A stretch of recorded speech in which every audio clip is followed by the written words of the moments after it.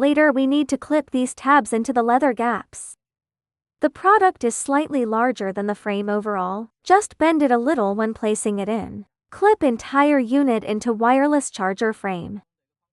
Product height must not exceed leather height. Press bottom firmly into the gap.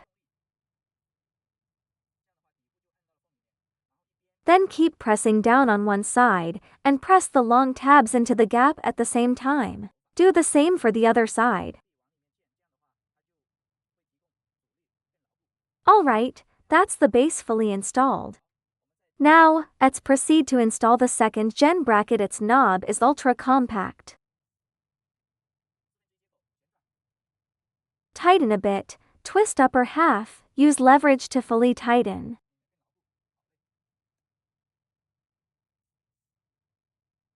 First unscrew the magnetic head nut and place it into the bracket, then press the magnetic head onto the ball joint and tighten the nut.